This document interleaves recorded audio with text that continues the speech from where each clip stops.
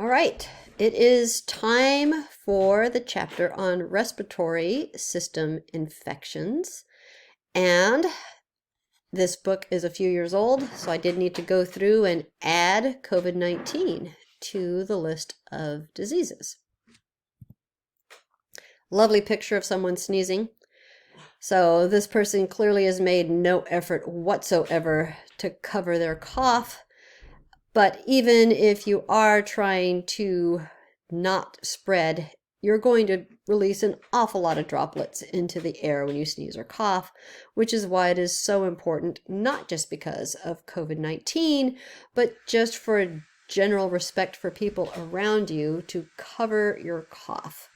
And whether it's a mask or if you're at home, coughing and sneezing into your elbow, not into your hands, because then your hands touch other things. Just as with our other chapters, the one slide anatomy and physiology image for the respiratory system, not just our nasal passages and our trachea, but also our ears, because the eustachian tube does drain down into our nasopharynx. It's all connected. So ear infections can spread deeper into the respiratory system, and nasal or throat infections can spread into your ears because they are connected. Our lower respiratory tract below the trachea should be sterile, meaning there's no normal flora, no bacteria, fungi, virus, protist, prions, nothing should be below that point. We do have some transient microbes that will be in our trachea just because the air we breathe is not sterile, and that's why we have those ciliated cells of our innate immune system to brush any transients back out of our system through breathing, coughing, sneezing, etc. And when we get into the diseases of that lower respiratory system, we will need to look at these alveolar sacs that are covered and surrounded by those capillaries where we actually get the gas exchange. So this is the lumen, the interior of our trachea. The goblet cells that produce the mucus that keeps that tissue moist can also trap pathogens, and the cilia that help brush that and keep it clean. Look how pretty Streptococcus pyogenes is on an electron micrograph. These little ridges indicate that these cells are undergoing binary fission. They're dividing. When they divide in that plane is what creates the chains, so that is why they are Streptococcus. And Pyogenes, this is a bacterium that generates fire, creates fever in us. And it is a very common cause of respiratory illnesses. Here is strep throat. So an inflamed pharynx is pharyngitis. So the back of the throat is very bright red, and that would be a form of strep throat because Streptococcus pyogenes has colonized on the tonsils and on the back of the soft palate, creating inflammation. It's bright red and painful. There will also be white spots of pus where the immune system is fighting off that infection. The right side shows a scarlet fever. So there's a rash on the skin, but it is contracted by the respiratory infection of strep throat, and it becomes systemic, and these rash is not from something exterior landing on the skin and causing an irritation. It's from the bacteria being inside the body, gone systemic from the back of the throat, and those red spots are caused by capillary leakage. The inflammation that the Streptococcus pyogenes causes creates that vasodilation and the capillary leakage. This is looking at a middle ear infection. So the tympanic membrane is our eardrum. The middle ear bones are behind that membrane. And when there's chronic inflammation, that eardrum can tear and the inner ear bones can become eroded, which is definitely going to become a problem for hearing in this individual. That's why chronic ear infections can be a real problem, and it's necessary to treat them.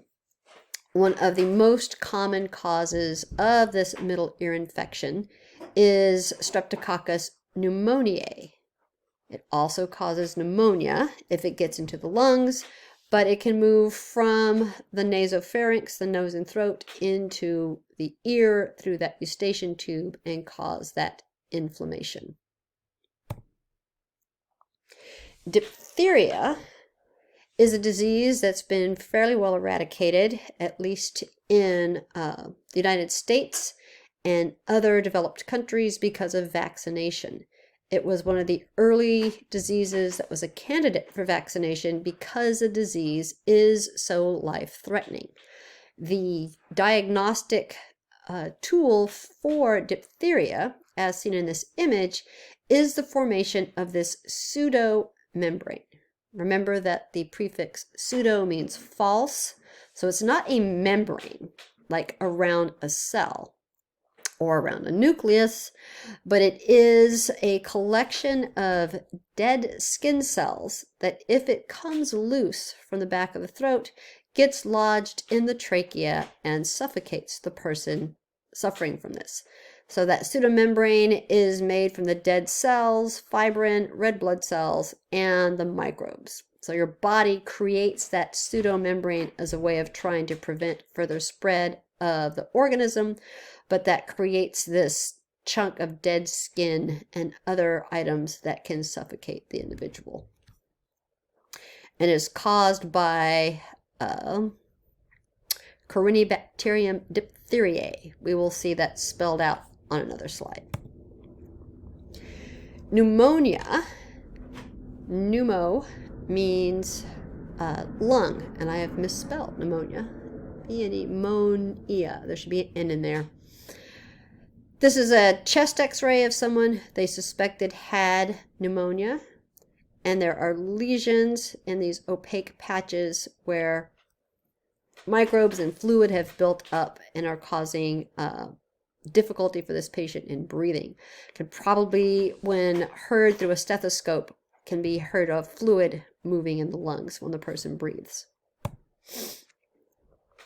Streptococcus pneumoniae, when it's grown from a blood culture, person suffering from pneumonia, there is diplococcal, often little pairs. There are some longer chains, but they tend to grow in pairs. It is a gram-positive microbe, and there is a vaccine available for streptococcal pneumonia or pneumoniae, pneumonia. Higher risk patients are the elderly or persons who are immune compromised, and so that is a vaccine that is recommended for older patients. Haemophilus influenzae is a bacterium. I will always remember getting this wrong on an exam in graduate school, because influenza, the flu, is a virus, but influenza A is a microbe, a bacterium that causes a severe form of pneumonia that was at first mistaken for being the flu, but it is bacterial and it is gram-negative. The chocolate agar plate is agar that has blood in it that's been denatured. So when the hemoglobin gets denatured, it turns brown. That is why it's called chocolate agar. There's not actually any chocolate in it. So Haemophilus influenzae is a bacterial infection that can cause pneumonia. Mycoplasma Pneumoniae, they are a bacterium that has no cell wall. They are gram-negative. Well, they're not really gram anything, because gram-positive and gram-negative indicate the thickness of the cell wall. They would stain as if they were gram-negative, but they have 0 peptidoglycan. So any drugs that attack the cell wall are not going to be useful against this microbe. It's one of the very rare microbes that cannot be classified according to its cell wall. It is classified instead based on its lack of a cell wall. Tuberculosis is caused by Mycobacterium tuberculosis. There's an immune response in most people, and it forms these tubercles where your body tries to wall off the microbe and so that it can't spread, but then that creates a problem in the alveoli, because these clusters of the microbe in the alveoli mean that you can't get good gas exchange. And those bacteria that have been walled off can be reactivated in people who are immune compromised. This is a treatable disease, can be treated with antibiotics. There's a couple of them that we'll see in a table. It takes 6 months of treatment, and that is because the doubling time of the mycobacterium is 12 hours. So if you put 1 bacterium of the Mycobacterium tuberculosis into some nice broth that was the perfect food and put it at the perfect temperature, in 12 hours you would have 2 bacteria, and in 24 hours you would have 4. That's as opposed to the types of microbes we have on our unknown list that double about every 20 minutes. So if we could actually put 1 bacterium in a perfect broth at the perfect temperature, after 24 hours we would have millions of bacteria. So they grow extremely slowly. You think that would make it easier to kill, but instead it makes it harder. Most of the antibiotics we have work against some structure that's being rapidly built. And if nothing's being rapidly built, it is difficult to fight them. Also, these bacteria hide out inside the macrophages in our lungs. And because they're inside of our own cells, the cytotoxic T cells aren't going to recognize those. They don't present any antigens on their surface. The B cells, there's no antigens on the surface of those macrophages for the antibodies to bind, and so they evade our immune system. The Mycobacterium are gram-positive, but they also have wax in their cell wall, so it's very difficult for antibiotics to penetrate that cell wall, in addition to them hiding out from our immune system. This is the tuberculosis test, where a small amount of a protein from the Mycobacterium is injected under the skin. It makes this little bubble, and then in 48 to 72 hours, they measure how big that circle is. There shouldn't be any redness or swelling, and the zone of that little bubble shouldn't be any larger. If that reaction does happen, the redness, the swelling, or the hardness, that corresponds to an immune reaction. That would be your secondary immune response to the antigen from the bacteria. That indicates you've had a previous infection or an active infection, and would be followed up with a chest x-ray to make sure there's no active infection, and if so, then there would be treatment with the antibiotics for 6 months. There is a very long table of, this is the bacterial infections of the respiratory tract.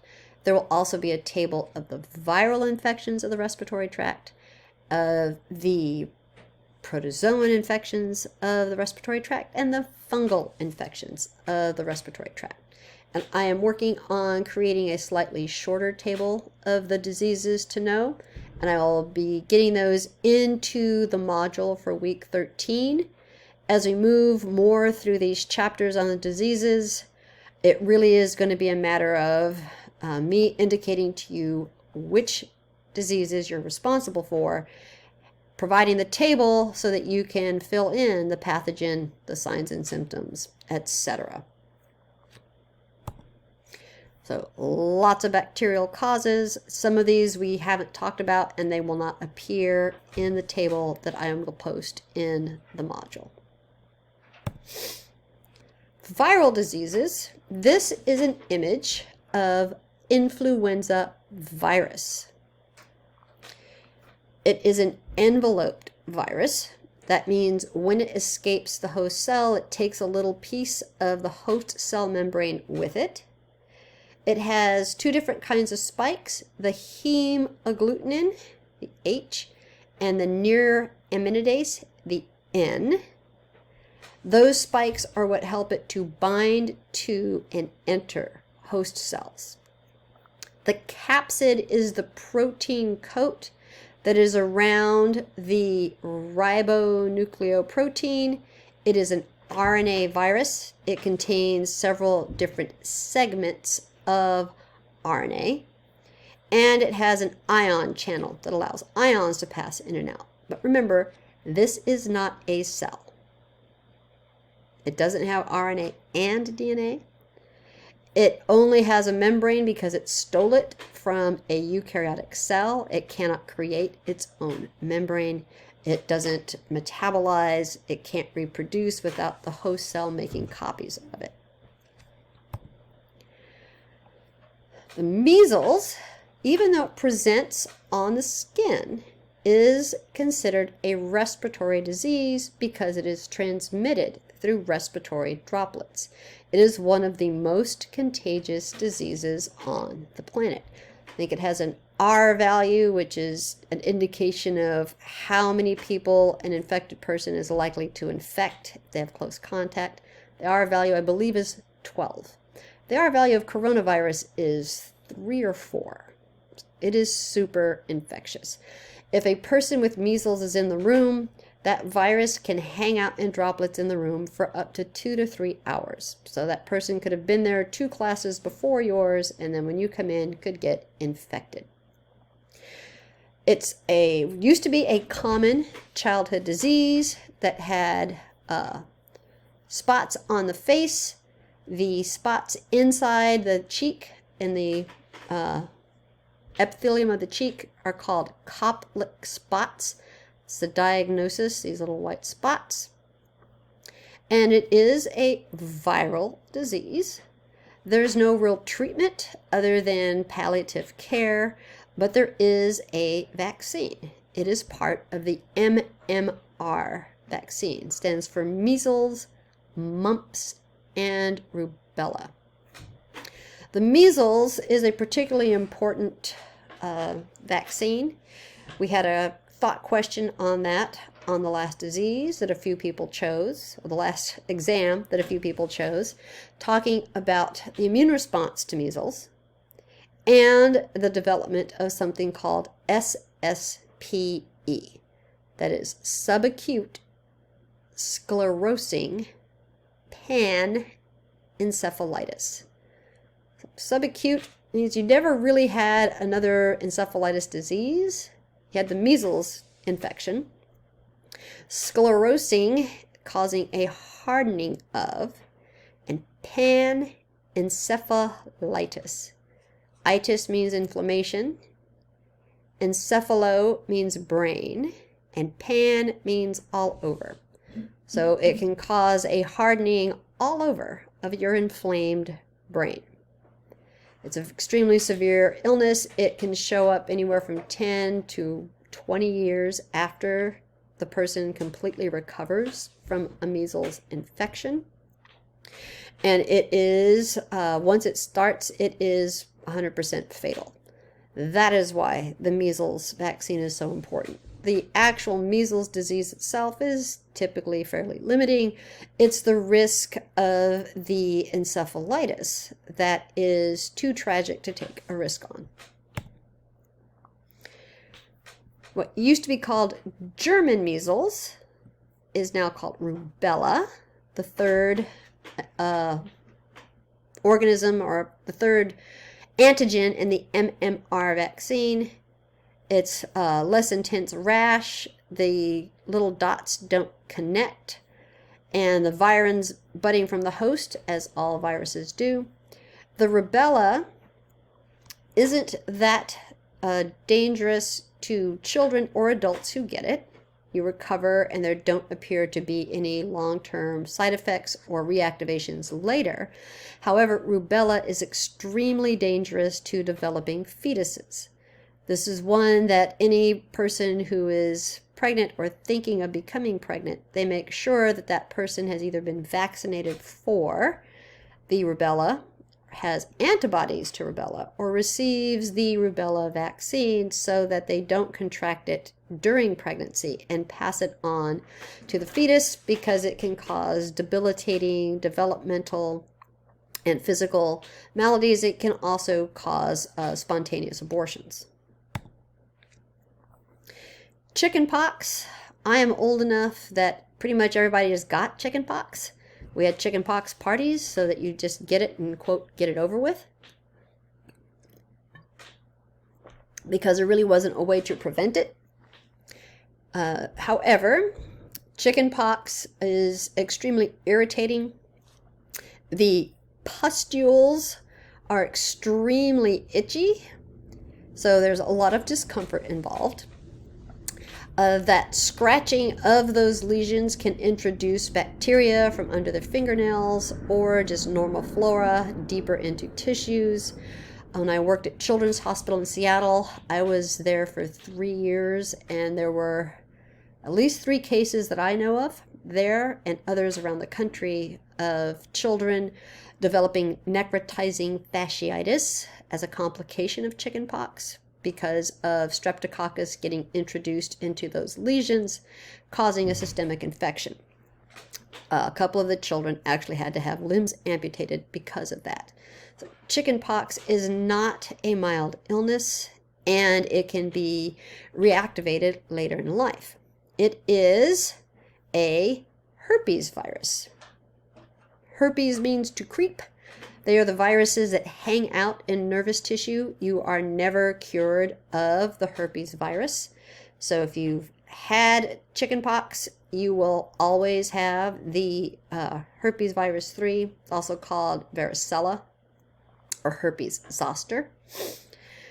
And in later life, when one's immune system doesn't work as well, can reactivate as shingles, which are intensely painful, feels like one's skin is on fire. There is a vaccine for chickenpox so that one never has to have the virus hanging out in their nervous tissue, so it cannot reactivate as shingles. And for those of us who are older and had chickenpox, there is a shingles vaccine to prevent our immune systems from forgetting about the herpes virus and allowing the virus to be reactivated as shingles. And even though it presents on the skin, again, it is transmitted by respiratory droplets, sharing beverage containers, and that sort of thing. So this is shingles. This person has severe blisters that form on the skin. They can form on the face. They often form on the trunk, and they are extremely painful.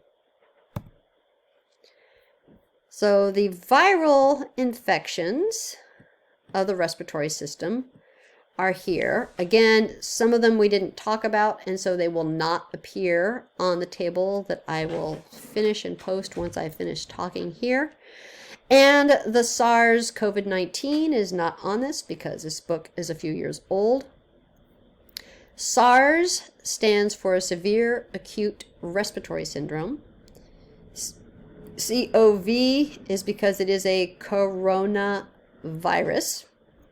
It means when it's seen under the electron microscope, it seems to glow like it has a halo around it, and that is because of the envelope. 2, because there was a SARS virus that circulated several years ago, did not have quite the severity of our current one. The 19 that is on the disease that is circulating now in the pandemic is because it was discovered in 2019. It is not the 19th version.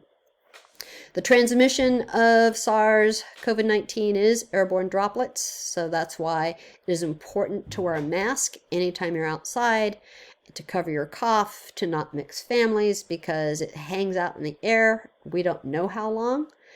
The vaccine is in development, and the signs and symptoms are the tricky part. Some people never have signs and symptoms, and yet they are infectious and can pass it on to others. Those who do have symptoms, it ranges from mild to extreme. Fever, headache, body aches, diarrhea, loss of taste or smell, dry cough, develops to pneumonia, can develop to being needing to be intubated and put on a ventilator. And sure, many people who get this will experience a mild disease, but for reasons unknown, seems to affect people of any age, could have from a mild to deadly version. So wear a mask, do not mix households. That gets us through the bacteria and the viruses. This is looking at eukaryotic microbe. Due to coccidioides, it does create spores, but it is not a bacterium. And again, they always show you the most severe possible version of the illness. Legionella pneumophila, or pneumophila, depending on who you ask, is caused by a eukaryotic microbe. It is an amoeba. It infects the lung samples, and it comes from contaminated water. One way that this was discovered was at a Legionnaires' convention. Many of the older gentlemen who had attended that convention came down with this pneumonia, that the samples didn't show any of the typical bacteria or viruses associated with pneumonia, but these amoeba showed up in the samples, and they tracked it down to infected droplets coming from the air conditioning towers. So, inhaled water droplets cause the Legionella pneumophila. Aspergillosis. Aspergillus is a fungus. Fungi are eukaryotic. This person's chest x-ray showing a fungal ball. So the lungs are infected by the inhaled spores of the Aspergillus, and the immune system tries to wall that off, and that is going to interfere with breathing. This is Pneumocystis drovecii, so human lung tissue, and the microbe is all over the place in the tissue. This is a type of pneumonia that is common with persons who are immune compromised. Originally discovered, I believe, in persons suffering from AIDS, so not just HIV infection, but HIV infection that has progressed to acquired immune deficiency syndrome, so severely suppressed immune systems, but can also happen in other immune compromised patients, such as transplant recipients. Let's see, who else? Chemotherapy patients would be immune compromised, persons who are very elderly, persons with underlying health conditions that their immune systems might be busy fighting something else off and not be able to fight off the pneumocystis. So Cryptococcus is actually yeast, which is a single-celled fungus. Coccus, we learned, meant round bacterial cells. Well, it really just means round. And crypto, because they are really small, was initially thought that these organisms were bacteria, but they didn't know what kind. DNA analysis has shown that they are indeed yeast. And these again are from persons who are immune compromised. Persons with intact immune systems do not get Cryptococcus pneumonia. So this is a Cryptococcus neoformans doing a negative stain where the background is stain and the yeast is not.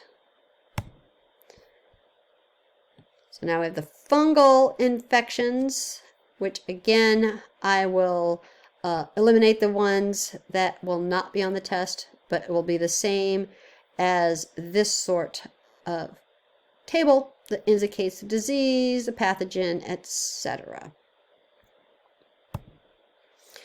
So that wraps up our respiratory diseases. The next lecture will be the microbial diseases of the urogenital system. So we'll be talking about urinary tract infections and reproductive system infections. And then after this week, we only have 2 more weeks of instruction. Things are wrapping up. We're all struggling to get through this, and we will all make it.